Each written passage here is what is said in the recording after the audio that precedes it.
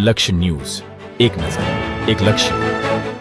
ઉપલેટા શહેરમાં art of living તથા ભારત વિકાસ પરિષદના સંયુક્ત ઉપક્રમે સુરભી ગૌશાળા ખાતે વિશ્વના કલ્યાણ અર્થે ત્ર્યંબકમ હોમ યજ્ઞ 2025 યોજાયો. નગરપાલિકા પ્રમુખ, ઉપપ્રમુખ, મહિલા ખોડલધામ સમિતિ, વિશ્વ હિન્દુ પરિષદ સહિતના જોડાયા હતા.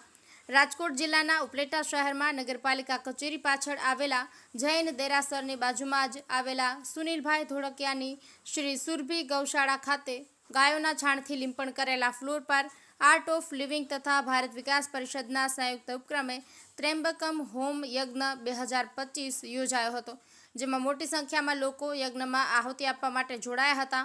આર્ટ ઓફ લિવિંગના કિરણ દીદીના જણાવ્યા પ્રમાણે વિશ્વના કલ્યાણ અર્થે પુલવામામાં થયેલા હુમલો, પહેલગામમાં થયેલા હુમલો વગેરે હુમલાઓમાં નિર્દોષ નાગરિકોનું મૃત્યુ પામ્યા હતા, જેમના મોક્ષાર્થે આ ત્ર્યંબકમ હોમ યજ્ઞ 2025 વિદ્વાન બ્રાહ્મણ દ્વારા મંત્રોચ્ચાર સાથે એની આહુતિ આપી સુનિલભાઈ ધોળકિયાની શ્રી સુરભી ગૌશાળા ખાતે સાંજે 5:30 થી 7:30 સુધી એમ 2 કલાક યોજવામાં આવ્યો હતો.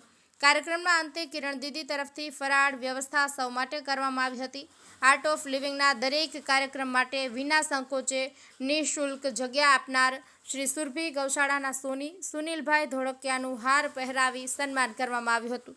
આ યજ્ઞમાં આર્ટ ઓફ લિવિંગ કિરણ દીદી, વિનુભાઈ રાજા સાથે ઉપલેટા નગરપાલિકા પ્રમુખ વર્ષાબેન ગજેરા, ઉપપ્રમુખના પ્રતિનિધિ જિગ્નેશભાઈ વ્યાસ, ભારત વિકાસ પરિષદના હેમંત ડેકીવાડિયા સાહેબ તથા ખોડલધામ મહિલા સમિતિના પ્રમુખ ચંપાબેન ગજેરા, વિશ્વ હિન્દુ પરિષદ બજરંગ દળના પૂર્વ પ્રમુખ અને પત્રકાર દિનેશભાઈ ચંદ્રવાડિયા તેમજ પરબતભાઈ ડાંગર, પ્રોફેસર મુરી સાહેબ વગેરે આગેવાનો સાથે સમસ્ત હિન્દુ સમાજના ભાઈઓ અને બહેનો મોટી સંખ્યામાં જોડાયા હતા.